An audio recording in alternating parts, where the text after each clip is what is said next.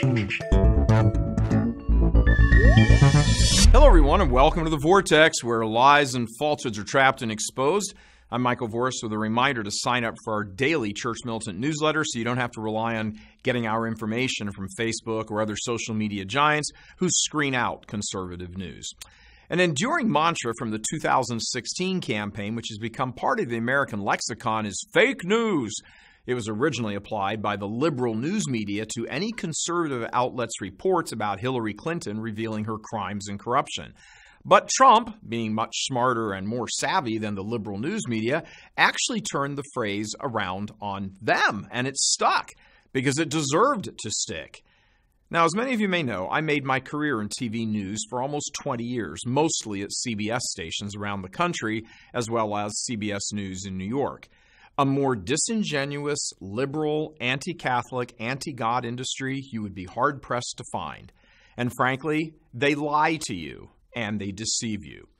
One of the practices common throughout the industry is to subscribe to so-called news services, which pump out propaganda, which each station pretends is their own, and then they push it out to their local viewers. The communists who ran Pravda out of the Kremlin for decades weren't this good at propaganda.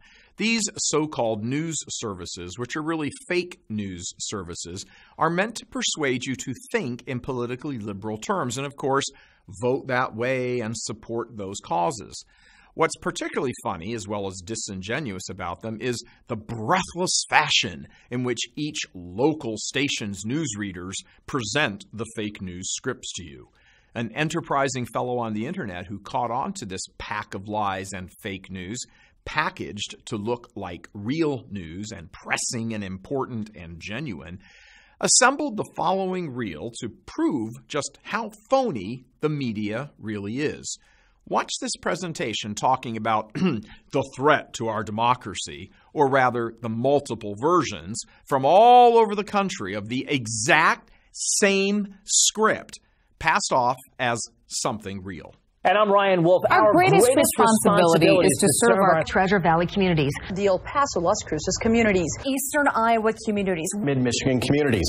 We are extremely proud of the quality, balanced journalism that CBS 4 News produces. But we are concerned about the troublemaking and irresponsible, one-sided news stories plaguing our country. The sharing of biased and false news has become all too common on social media. More alarming, some media outlets publish these same fake stories without checking facts first. The sharing of biased and false news has become all too common on social media. More alarming, some media outlets publish these same fake stories without checking facts first. Unfortunately, some members of the media use their platforms to push their own personal bias and agenda to control exactly what people think. And this is extremely dangerous to our democracy. this is extremely dangerous to our democracy. This is extremely dangerous to our democracy. This is extremely dangerous to our democracy. This is extremely dangerous to our democracy. This is extremely dangerous to our democracy. This is extremely dangerous to our democracy. This is extremely dangerous to our democracy. This is extremely dangerous to our democracy. This is extremely dangerous to our democracy. This is extremely dangerous to our democracy. This is extremely dangerous to our democracy. This is extremely dangerous to our democracy. This is extremely dangerous to our democracy. This is extremely dangerous to our democracy.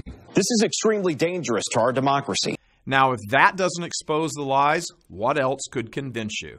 And trust me, having been in news for a couple of decades, these scripts are never touting conservative values. They're always warning you of this threat or that threat coming from conservative, patriotic Americans.